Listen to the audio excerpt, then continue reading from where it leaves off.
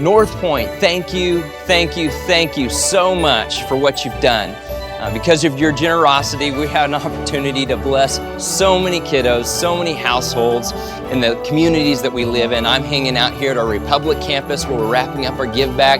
And at this event, we are blessing over 300 kiddos and 100 different families. And that's all happening because of you. It's so encouraging to see families light up because of what you've done. Thank you so much. From Republic campus, Merry Christmas. Yeah, that's awesome. I love that. I tell you what, that is my favorite expression in North Point. There's a lot of great expressions in North Point, but when we do our give back event at Christmas, it's awesome. And that's 3 weekends in a row. Started at Nixa campus, and it was a great kickoff. And then we had Springfield weekend, and then this weekend, Republic, and next weekend is Sleep-In weekend, and we're fired up about that. But all together, it's around 1,300 kids and their families that were able to be served in a very practical, helpful, timely way. So thanks for doing that. I know there's probably close to 700 North Pointers who volunteered in some capacity to put that on. And one of my favorite things is there's some people who, a lot of people signed up for the event. Some of the events filled up quickly. And then some people the word got out that there was like a campus that was giving out this stuff. And like even the next day they would show up at some of the buildings and say, hey, is it too late? And we do what we can on those situations. But one of the things I think about it is like, man, I love that there are rumors that building there's some hope there. If you can make your way there, maybe there. And so, I know we love the idea that our buildings aren't just gatherings to talk about philosophy. We want to be able to use these as places that are practical, they're helpful, and they have eternal hope and practical help. And so we're so thankful that you made that happen, whether you volunteered, whether you used your spiritual gift of shopping, whatever it is you did. Thanks for making that happen. And I want to welcome our Springfield campus who's joining us right now. I want to welcome our Nixa campus. I want to welcome those who are joining us online. And if we have technical difficulties and you're at another campus and you're getting this, it's because we had technical difficulties, and I'm glad you're here as well. But today, we are wrapping up a series that we've been walking through the last 3 weeks, and it's the same text, Matthew chapter 2. We're going to get to it in a second. But I was reminded of the story of the pastor. And in a preacher joke, I like him because I am one. And so as this preacher, it was wrapping up Christmas services. And they had all these extra services. And the preacher gets home and he says to his wife, I'm exhausted. And she's like, I know, I am too. And he's like, why are you exhausted? I spoke like 2 times yesterday, 3 times today, and I just got home. That's why I'm exhausted. Why are you exhausted? I'm the one that did all the speaking. She's like, I had to listen to you 5 times. And I know that's exhausting. And I'm reminded of that on a day like today when this is the 3rd week in a row on the same text, and some of y'all are exhausted of Matthew chapter 2. But I don't know. If you're newer here, we're going to catch you up. But let's dive in as we look at the story of the wise men who traveled to deliver these gifts. Now, I remember my first year in the Ozarks, okay? I remember going to a come and go, and I was like, it's just interesting to me that we live in the buckle of the Bible Belt, and you can have like public places that have the nativity scene in front of them, like McDonald's, like I want a Big Mac and a Christmas nativity tour, right? Like that's just interesting. Like I went to a come and go my first year, and I'm like, they had a nativity set, but like all the wise men had like fire helmets on. And I'm like, that's awesome. Weird, but awesome. And so I asked the cashier at Come and Go, I'm like, why do your wise men have fire hats? And she's like, because it's straight out of the Bible. The wise men came from afar. And I'm like, Okay, welcome to the Ozarks. But anyway, so this whole story of the Ozarks, the whole story of the wise men is interesting, right? And so in this story, there's a few different things that we see. There's King Herod is a focal point. We talked about King Herod. He's someone who absolutely was paranoid and insecure. I wrote this at the top of our notes that kings don't share thrones. If you were here week 1, Preston had his big old sectional. He had a section of his sectional there, and he's talking about we all tend to have a throne and we don't like to share it, right? And if you ever have guests, and maybe you have guests in your house this week, and it's time to sit down to watch a game or to have a meal, and people are like, well, where should I sit? And you're going to say wherever, but you don't mean wherever because you're hoping they don't sit. Well, that's how King Herod was. He's like, don't share the throne. I'm not going to share the throne. Jesus, if the rumors are true, is coming through to be the king. Well, that means I'm gonna have to. And a lot of us, we don't like to. We don't like to share the throne. And even if we're one cheek sneak it, right? We're kind of hanging on to the throne, even though we gave it to Jesus. And I don't know what the throne looks like in your life. That was week 1. We talked about Herod, and then we talked about these wise men. Last week we went in a little more detail of who they were from history, and even in some of our biblical accounts, there's stories of them way back. These are not they're not kings, but they're more king makers. They're the ones who had counsel and wisdom for decades and generations before we see them in the Christmas story. And they probably traveled 1,300 miles to be there. And what happened is we don't know how many there were, but there were several of them. And because of their status, they probably traveled with an entourage. They probably had a bunch of security, which also makes sense in Matthew chapter 2 when it says they came through Jerusalem. Not only was King Herod disturbed, it says all of Jerusalem was disturbed. You ain't disturbed when there's 3 unique people coming to town, but when you have 16 black Suburbans all with tinted windows and escort coming through town, you're like, what's going on here? That's what's happening. We got all these people coming through town. And then a big part of our story are the gifts. You've got this gift of gold we talked about week 1, and then after you're like, man, that's a big deal. I don't if you gave me gold for Christmas, I'm not like, well, what else did you get me? I'm like, that's good right there. Gold suffices. And then they're like, well, but if you act now, then we're gonna throw in some frankincense. And you're like, what? Gold and frankincense? And they're like, but wait, there's myrrh. And so what happens? So we get these. Okay, here we go. So let's just get into the Bible here. Okay, Matthew chapter 2, verse 1. Here we go. After Jesus was born in Bethlehem in Judea during the time of King Herod, Magi from the east came to Jerusalem and asked, "Where's the one who's been born King of the Jews?" Again, awkward question to ask. The King of the Jews. And then we saw his star when it rose, and we have come to worship him. Wise men coming to worship. These are king makers, and they're coming to worship the king. It says when King Herod heard this, he was disturbed, and all Jerusalem with him. When he had called together all the people's chief priests and teachers of the law, he asked them where the Messiah was to be born. And they said, in Bethlehem in Judea. They replied, for this is what the prophet has written. But you, Bethlehem, in the land of Judah, are by no means least among the rulers of Judah. For out of you will come a ruler who will shepherd my people Israel. So this is the Hebrew religious people. They go back to the law, and they're like, ooh, and then when I say law, it's what we would call the Old Testament.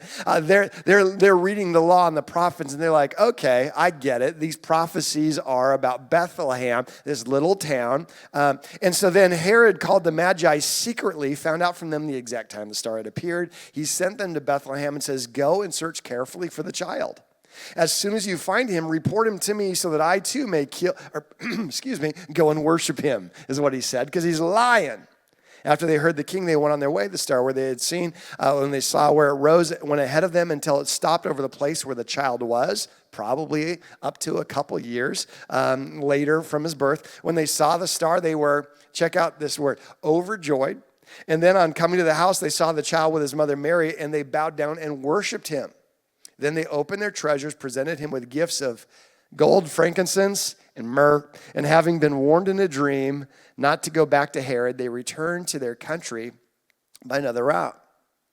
Now, here we have this story as we unwrap. That's the whole point of this series, that we would unwrap these original gifts. What did they mean then? What did they mean for us now? What do they mean for us forever? And as we look at this, we see that these are odd gifts, especially odd gifts to give to a baby. So I know that we're neck deep in gift giving season, right? So how many of you have ever received a weird gift? Anybody ever received a weird one? You're like, thank you? Like, it's not an exclamation, it's a question.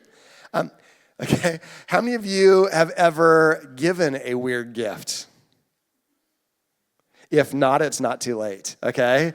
I searched the internet. I found some weird gifts that are available on Amazon. If you act now, they can be here if you celebrate Christmas a couple days late. So here we go. First gift that I think is weird. We have this here. It's the Roto Wipe, okay? You don't have to spend any money on toilet paper. You could give your undercarriage the same treatment Mr. Shine does, okay? So let's go to the next one. Okay, let's go to this next one. What do you give a baby? Baby's first gambling sets, huh? That's a weird gift to give to a baby right there.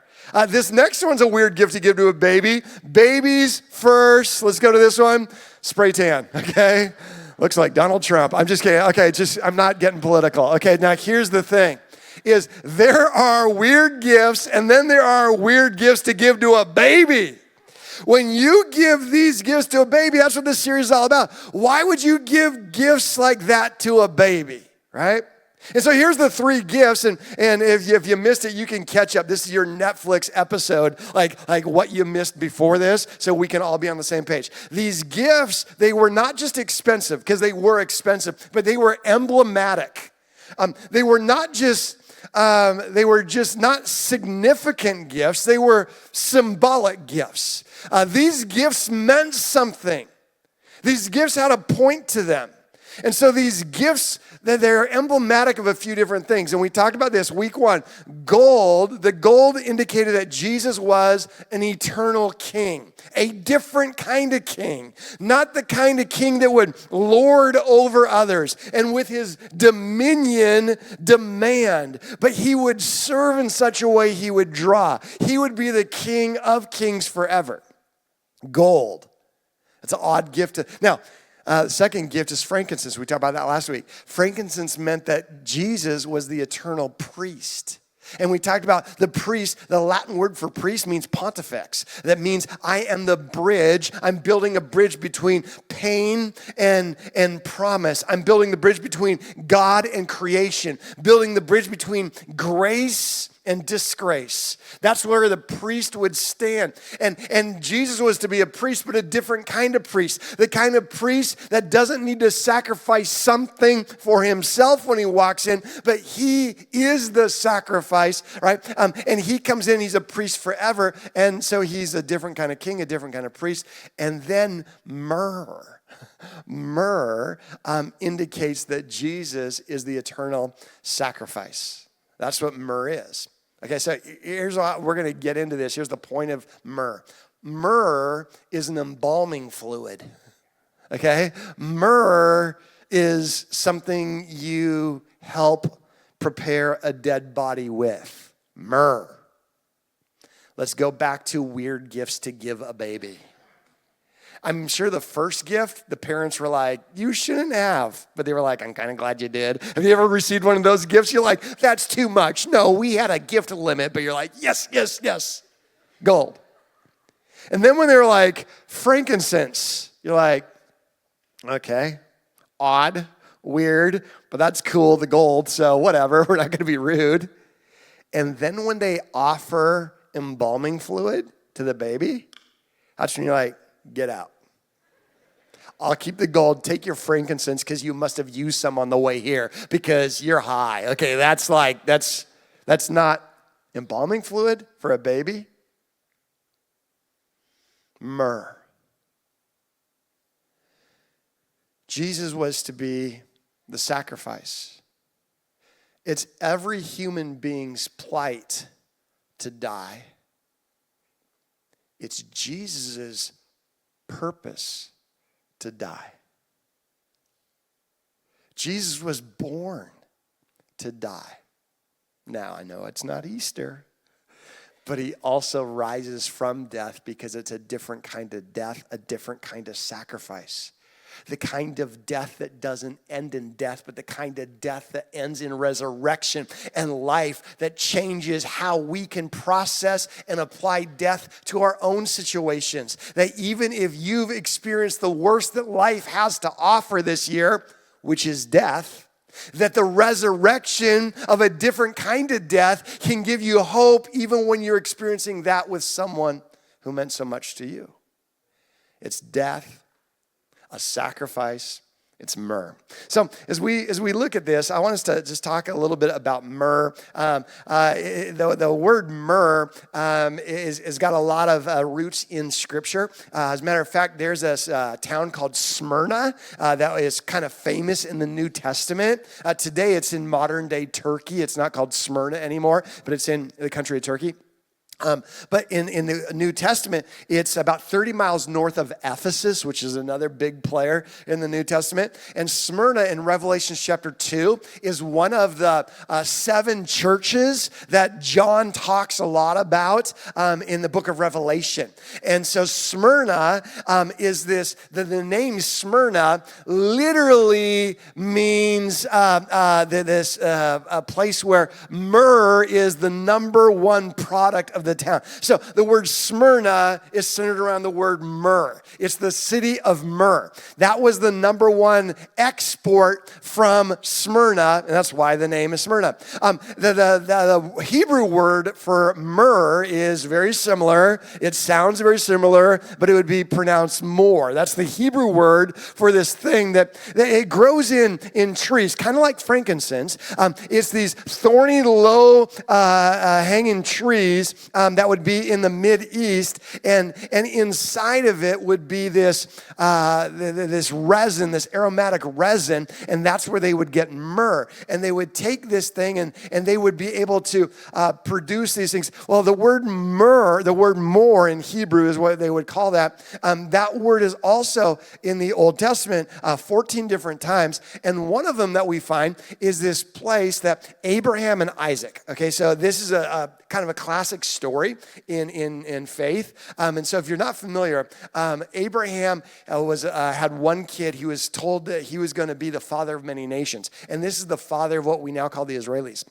And so Abraham was commanded by God to climb up a mountain with his son. And there he was to offer his son as a living sacrifice. Now, it's not because God wanted him to kill his kid. God's not some moral monster. It's actually very commonplace in the gods and the religions of that day to demand human sacrifice. This is actually the point of this new thing of following God, that he was going to demonstrate, I don't need you to sacrifice your kid. I'm going to sacrifice once and for all my son, Jesus. And so it's actually this great illustration what makes this God different than all the other religions of the world, that he's not demanding human sacrifice. But on this place, as God provided a lamb, and so Abraham didn't kill his kid because that wasn't God's plan. And it says that they call that place, and the name of this place is Moriah. And the word Moriah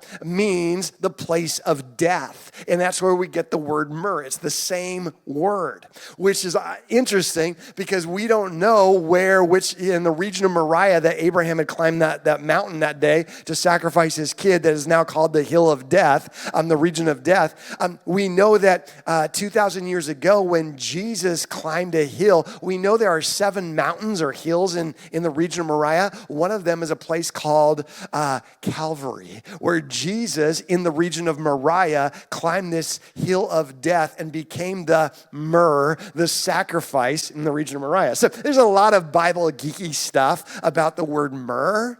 But myrrh back in the day was used. We see it in the book of Esther. In the book of Esther, it says that she was one of the beauty pageant queens in the first ever reality show of who's going to marry the Persian king. And so the queen of Esther, it says, spent 6 months soaking in myrrh, okay? Because myrrh was this great beauty product. It was like, it would be like the ultimate spa treatment. Myrrh is used in that. Today, myrrh is used in a lot of the skin cream that you all use, right? Like if you make eye contact with a kiosk person at the mall, they're probably going to sell you something with myrrh in it because it's this great preservant for your skin. Myrrh is aromatic, and so it could be this great kind of a perfume similar to incense. But the number one use of myrrh throughout all history is prepare the body for burial. The Egyptians used myrrh when they would prepare the body after death for burial. It would do a couple things. It would keep the body from rotting quickly, and it would cut down on the stank. Okay, it would knock that stuff down a little bit, and so we see that in Scripture. It was also used as an antiseptic. Okay, this was used as a painkiller in the first century days. Matter of fact, there are some things where some places now in our products where it's still used as an ingredient in antiseptic. Mouthwash, a lot of mouthwash has myrrh in it. It's good for gums. And back 2,000 years ago, is one of the chief things for knocking down pain. Matter of fact, we see this in Mark chapter 15 when Jesus is on the cross. It says they brought Jesus to the place called Golgotha, which means the place of the skull. There, they offered him wine mixed with myrrh, but he did not take it, and they crucified him. I just think that's interesting, that at Jesus' beginning, he was presented myrrh. And at the end, as he's dying on the cross with pain, they gave him first century pain medication, myrrh. I wonder if Jesus thought about that as he was hanging on the cross that day. Flashback to the first time he was presented myrrh. And I also think it's interesting, Jesus says, no, I'm good. I'm not here to numb the pain. I want to lean into every drop of this experience. And then we see later in John chapter 19, after Jesus died, it says Nicodemus brought a mixture of myrrh and aloes and about 75 pounds, and taking Jesus' body, the two of them wrapped it with myrrh. Taking Jesus' mangled, beaten, crucified body off the cross and applying myrrh to the body of Jesus. What a perspective from heaven. So on the original Christmas story, when wise men come and they present myrrh to this child, what a strange gift. It's not just that the wise men knew that there's something funky going on in our solar system. It's not just that they saw something unique pop up in the sky.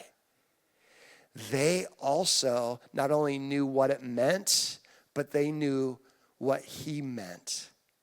They knew his purpose. I don't know how. We talked about that last week. We just mused out loud. Is it because Daniel, back in the prophetic book, Daniel used to be in charge of the wise men and introduced some curriculum when he had an opportunity? I don't know, but somehow the wise men figured out, okay, there is going to be this Messiah from God, God's unique gift to earth. This Son of God is going to show up, and when he shows up, here's what we know about him. He's going to be the eternal king. He's going to be the eternal priest, and he's going to be the eternal sacrifice. And some of us were like, that's cool, but why do I need a sacrifice? Because for all time, from creation, is anytime we do something that gets in the way, blocks our relationship with God, a sacrifice was used to atone the offense. And so we see, and so there's a whole bunch of scripture that talks about what kind of sacrifices to cover what kind of offenses. It's like, reads like, this is exciting as reading legal documents, right? And so you would read these things, and so do I need like a pigeon dove? Do I need a lamb? Do I need a bull? What do I need? Like a cat? Like what kind of thing do I gotta sacrifice to atone for this offense? And it's not because that would make us more moral, but the whole point of the sacrificial system was when there's death of relationship, there needs to be death of something to bring life to the relationship. And that's the sacrificial system that was set up that pointed towards Jesus. That one day there will be a perfect sacrifice who shows up without spot, without blemish. And when the perfect sacrifice is sacrificed, then that is the end of all sacrifices, because it's the once and for all time sacrifice offered by the one who is perfect. It's a different kind of sacrifice. And when Jesus, who is born to die, lives a perfect life, what that means is you and I can't atone for our own wrong. It doesn't mean we don't have responsibility to make things right with others, okay? We have to. We have to think of what are practical ways I can do to make things right when I lose my cool, when I break relationship with those around me. I need to think of personal responsibility and practical next steps. So let's not get too spiritual and say it's just between us and God. No, it isn't, because a lot of times our sin impacts a lot of other people as well. But my sin that breaks relationship with God, there's no amount of morality I bring to the table that covers it. There's no amount of probation I bring to the table that covers it. There's no amount of neurotic obedience that I bring to the table that covers it. There's no amount of personal sacrifice that I bring to the table that covers it. There's nothing I can do to cover the debt I have between me and God. Even the best things I do is like dirty laundry. But there's one thing that is enough, that suffices, and that's the atonement of Jesus Christ. Once and for all became the perfect sacrifice. So now what I do is I personalize it and say, Jesus, what you did when you died, you paid the ultimate price, and that is the forgiveness I need for my own life. And so I apply it to my life. And his life didn't end in death, but his death is what brings me forgiveness when I personalize it. Like, think about this. A lot of people are like, I'm not really into the faith thing and the religion thing, but man, the words of Jesus, man, they're powerful. I'm like, that's cool. They are. I mean, that's awesome. Great teachings. But the words of Jesus, no matter how much you reflect on them, are not going to transform your soul. The life of Jesus, what a great model. Some people are like, I'm not really into the faith thing, but I just think if we all can live like Jesus, our world would be a better place. I would agree. Like, you'd be a lot better neighbor if you were Jesus' twin. I just agree with that. But even your behavior in following the model of Jesus doesn't transform your soul. It's not his life, it's not his deeds. It's his death. Without Jesus' death, there is no perfect sacrifice. And without Jesus' resurrection, there is no hope. And so it's this lamb, which is the Jewish symbol of a sacrificial element, this lamb from heaven born to die. And the power of God brings life back in. There's one more thing about myrrh that I want to bring out. Is that myrrh, if you look at all the ingredients of that go into the preparation of death, preparing a body for death, the thing about myrrh that makes it potent is myrrh gives off its best scent when it's crushed. Like, you don't just be like, here's a clove of myrrh, or here's a pint of myrrh and just put it in there. You've got to crush myrrh to be able to let the attributes come out. Isaiah talks about Jesus prophetically. Says, but he, Jesus, was pierced for our transgressions. He was crushed for our iniquities. And I don't use the word iniquities a lot. So I want to explain it. It means my spiritual transgression. It's not what I do, it's the reason why I do it. It's deeper than what I do. It's a brokenness I have with God. Why was Jesus crushed? Because of the brokenness I have demands a crushing. But it's not a God who crushes me. It's about a perfect sacrifice. The punishment that brought us peace was on him, and by his wounds we are healed. Well, I'm going to bring the band back up at each of our campuses, and we're going to go into this last song of reflection. As we think of the Christmas story, it's a whole bunch of people who are waiting for, the fancy word is Messiah. When is God's son going to come? And they waited a long time. That's why we can look at it from our 21st century snobbery and be like, I can't believe they didn't recognize Jesus, right? And I'm like, yeah, but they had been waiting for hundreds of years. Y'all like to fish? No? Okay. Okay. Well, I don't like a lot of it. I like to catch, I don't like to fish. But growing up on the mountain lakes in Idaho, we would use bobbers. And we would throw out our fishing line, would have our bobber, and my dad would say, just watch the bobber. And I would have incredible patience for the first 2 minutes watching the bobber. But if the bobber didn't bob, my head would begin to bob. Because I got tired. Waiting's tough. Can you imagine watching the bobber for 5 hours and nary a bob?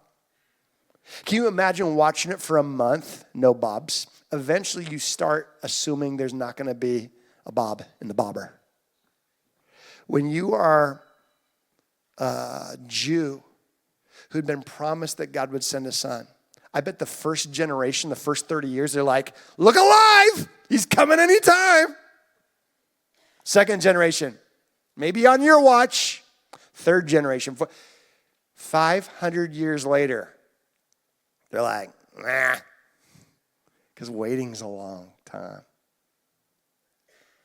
But then, the bobber goes under, and no one's paying attention because they were waiting, and they were tired of waiting. There's this term called Noel. It's a Christmas term. Maybe you're wearing it. Noel means he's born. He's born. The wait is over. Christmas is about this little baby in a manger.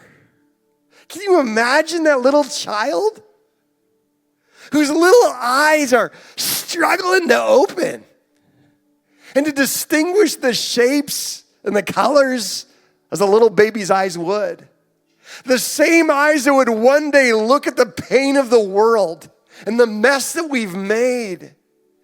Who would look over Jerusalem and say, I long to gather you, I have compassion for you. Were just those little eyes. Those little fists clenched as a baby. Would one day be the same hands that would touch the lepers. Never touch satin, never touch the gold, never hold a scepter. And the same hands that would one day stretch open to have a Roman spike nail it to a tree. Those little feet stretching in a manger would one day be caked with dirt from hundreds of miles of walking in these backwoods Galilean villages. One day be wet from walking on the water. Those little lips pursed in that manger, never had formed a word yet, would be the same lips that would speak life to dead Lazarus, who would raise a widow's son, who would offer forgiveness to those of us who don't deserve it. And that little beating heart, fighting for breath as a little child, would bleed out of compassion for a world that's lost.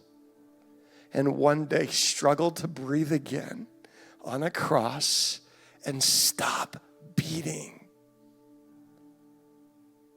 But it's a different kind of death. Because those eyes that were now closed with death sprung open on the third day. Those hands that have been nailed now bear the scars of proof to doubting Thomas a few days later. Those feet that had been nailed begin to walk among people for 7 weeks as proof of his resurrection. And that voice that had been silenced with death began to speak again. It is I. And that heart that had been stopped in death began to beat again on that third day. The wise men did 2 things. The first thing they did is it says they were overjoyed. It doesn't say they cracked a smile, because that's a whole different level. Like when your friend sends you a meme, you crack a smile. You say ha ha, but you didn't ha ha. You just cracked a smile. When's the last time you were like, I'm so joyed, I'm overly so? Maybe it was yesterday watching the Chiefs, I don't know. But Christmas should be that. The second thing it says they adored him. They worshiped him. They bent a knee. What I don't turn into praise turns into pride. I don't want to be the dude at Christmas who's like, whatever. I want to be the one that says, oh, come, let us adore him. Noel, he's born. He's actually here. The weight of the world, the weary world, is over. So, Father, today, we celebrate. It's not white noise to us that you sent your son as a vulnerable child. And we join with all of creation and the wise men who were overjoyed at the birth of the Messiah and who came and bent the knee and worshiped. In Jesus' name we pray. Amen.